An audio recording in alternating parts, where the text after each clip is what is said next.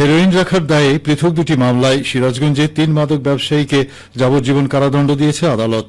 একই সাথে প্রত্যেকে 30,000 টাকা জরিমানা অনাদায়ে 3 মাস করে বিনাশ্রম কারাদণ্ড দেওয়া হয়েছে। আজ দুপুরে সিরাজগঞ্জের অতিরিক্ত জেলা ও দায়রা জজ 1 এর বিচারক মোহাম্মদ ইরফান উল্লাহ এই রায় প্রদান করেন। অতিরিক্ত পাবলিক প্রসিকিউটর মোহাম্মদ শামসুজ্জোহা শাহানশাহ এ তথ্য নিশ্চিত করেছেন। দণ্ডপ্রাপ্তরা হলেন রাজশাহী জেলার গোদাগাড়ী থানার মহিশালবাড়ি গ্রামের শাহাদাত হোসেন ও একই এলাকার মৃত ইকরামুল হকের ছেলে ডাবলু এবং আইআই এলাকার নিমাই সিং। মামলায় উল্লেখ করা হয় 2020 সালের 25শে মে সিরাজগঞ্জ হাটিকুমরুল গোলচত্বর এলাকায় রাজশাহী থেকে আসা একটি মোটরসাইকেলে তল্লাশি চালায় পুলিশ।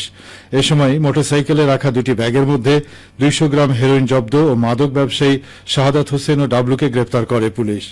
অপরদিকে 2020 সালের 28শে মে সলঙ্গ থানার ধোপাকান্দি ব্রিজ এলাকায় র্যাব 12 এর সদস্যরা রাজশাহী থেকে ঢাকাগামী গ্রামীণ ট্রাভেলসের একটি বাসে তল্লাশি চালিয়ে 210 গ্রাম হেরোইন সহ নিমাই সিংকে গ্রেপ্তার করে।